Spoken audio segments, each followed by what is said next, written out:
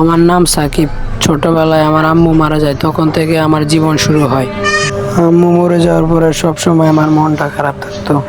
এমনি বেশ কিছুদিন চলে গেল। কিছুদিন পর আমার আব্বু একটা নতুন বিয়ে করলো।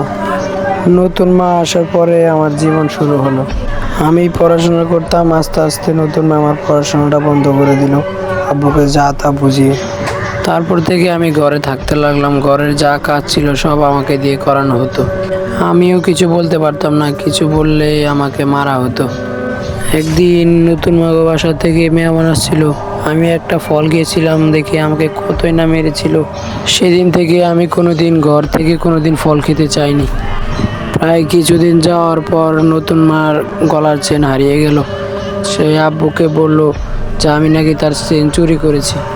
সে কথা শুনে আব্বু আমাকে এত মেরেছে কি বলবো ভাই, মুখে বলা যায় না। তখন থেকে আমাকে শিকল দিয়ে বেঁধে রাখা হতো। 3টা বছর আমাকে শিকল দিয়ে বেঁধে রেখেছিল। এই 3টা বছরে আমাকে ঘরে যা তাদের খেয়ে থাকতো সেগুলো আমাকে দিত, আমি সেগুলা খেতাম। আমার তো কিছু করা ছিল না ভাই, ওইসব খেয়ে থাকতাম। তো একদিন আমি এই শিকলটা ছিঁড়ে ফেলেছিলাম। ছিঁড়ে ফেলে আমি আব্বুর কাছে গিয়ে বললাম, কিন্তু আব্বু তার আম্মুকে কিছুই বললো না, নতুন মাকে। তো বেশ কিছুদিন যাওয়ার পরে আমার নতুন মা আমার আব্বুর কাছে গিয়ে বিচার দিল, আমি নাকি তার ইজ্জত হানি করতে চেয়েছি। আব্বু এই কথাটা বিশ্বাস করে নিল, কোনো কিছু ভাবলো না, আমাকে এসে মারতে লাগলো। আমাকে মারতে মারতে আমার এক হাত ভেঙে ফেলেছিল, আমার পায়ের ভিতরে রড ঢুকিয়ে দিয়েছিল।